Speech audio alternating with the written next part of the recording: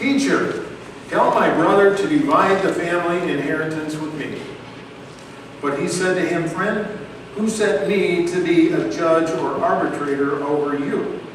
And he said to them, "Take care.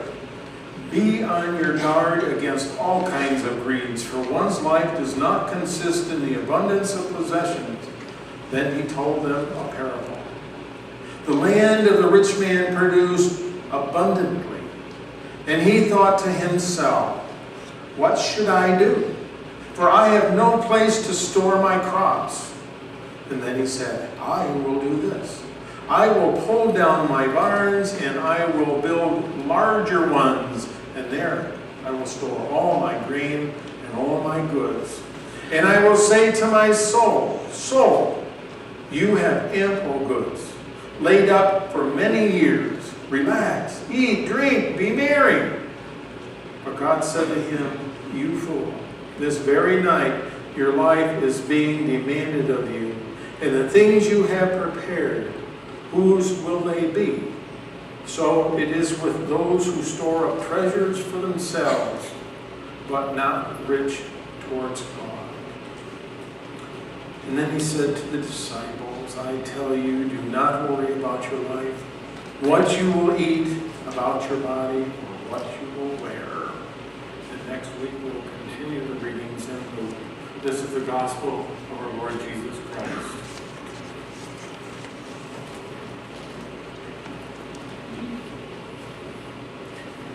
So, a week or so back, I sang a little ditty from Janis Joplin, "Lord, won't you buy me a Mercedes-Benz?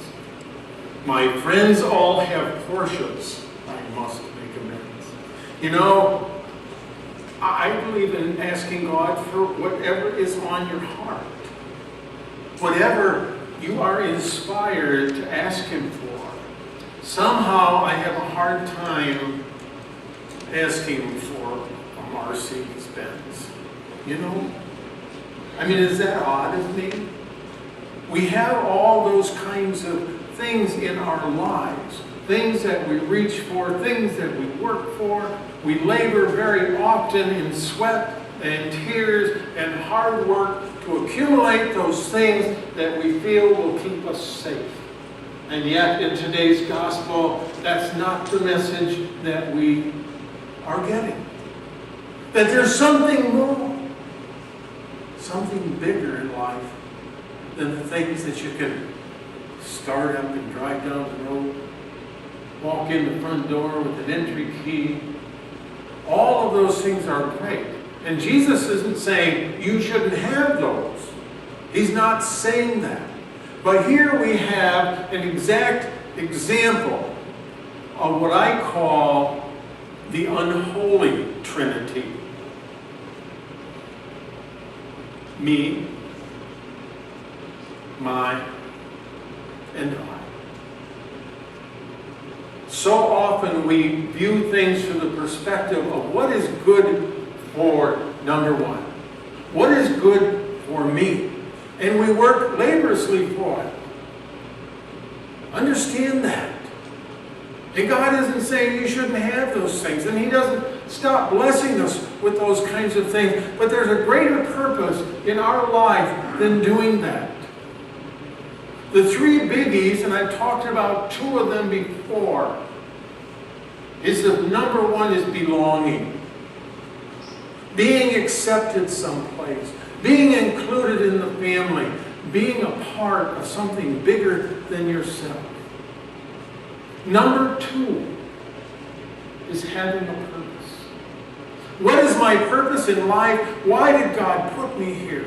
And that's a very good question, because sometimes as you're heading towards a Y in a road, it will determine whether you should be going a little bit to the right or a little bit to the left and making a course change.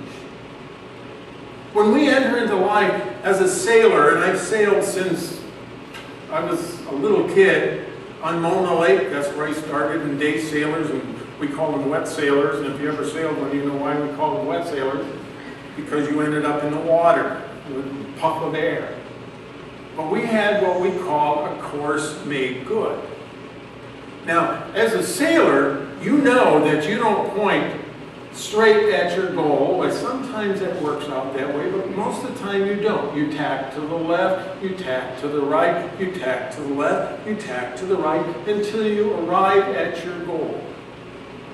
In life, we're basically tacking every day, every moment, and every experience, taking us forward in life. And eventually we reach our goal. But wouldn't it be an exciting thing if we visualized eternity as we can enter it in today, or yesterday, or the day before, or tomorrow? We have a choice, because with eternity, you see, there is no beginning and there is no end. So waiting for eternity doesn't make a whole lot of sense, does it? It doesn't make a whole lot of sense. Entering into the kingdom of God, if God is in all those places in eternity, dying, that's one way to get there. But what if you entered your life into the kingdom of God today? What if you started thinking, what does God want me to do in this situation? The road to the right, the road to the left. Seeing a neighbor in distress. Bringing up bags of goods. Reaching out to others that are hurting. Supporting in prayer. You ever been inspired to drive down that road and see somebody and say, hey, I don't have to just do this be a blessing through Lent in the church. I can make a decision to do that today. In Grand Haven and Forum, I read a lot about that, where people were in a grocery line and struggling to buy their groceries and have someone say, hey, I got this covered. What a blessing. What a blessing. And those are the things that we can do simply because we look at life through the eyes of God. We look at people and say, okay, where am I in relationship to this person, this event, or this circumstance? What can I do? What can I do? If God gave me this, whatever this is, what would He like me to do with it? You know, this is always dangerous territory to walk for every pastor, because Jesus is talking about money. He's talking about money. Oh, there he goes. He's going to be talking about money. That's not where I'm going. Where I'm going with this is, what do you do with what you have in your heart? Does God give you the me, mine? I'm thinking of Toby Keith's song right at the moment. All she wants to do is talk about hers. Well, sometimes I like to talk about mine. What if God said, hey, that person is need, that person is sharing. We had dinner with a group of friends last night, and we were sharing, Sue and I, when we were in seminary. And I came home. Sue hadn't found her job. Her jobs are harder to find when you move to a new area, because generally she was an executive secretary. So you just don't walk into executive secretaries every day. So I come home, and she said, what's the matter, honey? I just finished working on the books. She used QuickBooks, so she knows right to the penny where everything goes. All we have is $34.12 left. What? That's it? What happened to all the other money we had when we come down and go, that's all we got? Okay. Do we have groceries in the refrigerator? Yes, we do. Do we have gas in the car? Yes, we do. Do we have any bills that are due in the next 15 days? No, we don't. Are you meaning to tell me that we have $34.12 extra? Is that what you're telling me? I don't remember the last time we had extra. Now, I didn't do the best thing with it. I took my date out for dinner at Joe's Crepe Shack. What do you think about that? We are blessed in so many ways that we have a hard time identifying them because a bright light doesn't come on. You remember the blue light at Kmart?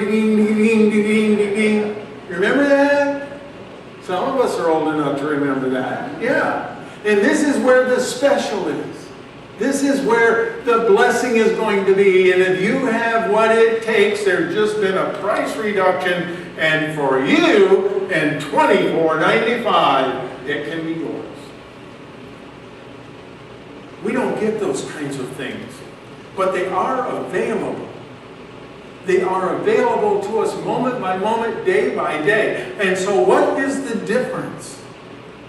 The difference is very much what Jesus is saying to the barn builder. You got to see the good stuff. You got to see the blessings that are around you. You got to be thankful for the moment you have. Because you know what? Tomorrow, your life may be demanded of you. If you don't celebrate the moment you have, why does God want to continue giving us a shot at it? You know what I'm saying? Why does He continue to pour out His blessing and His love? I'll tell you why. Because He's God. And He is love. And He's head over heels in love with us. He's head over heels in hope for us. And He's head over heels in belief in us. We are not only creatures, we are His creation. And so what He wants us to do is beginning to have a sense of what life is really about. A sense of why you're here. I had a friend and she died. Didn't expect it for her to get cancer. Then we didn't expect her to have this reaction to the chemotherapy. And then she died of a liver disease. What?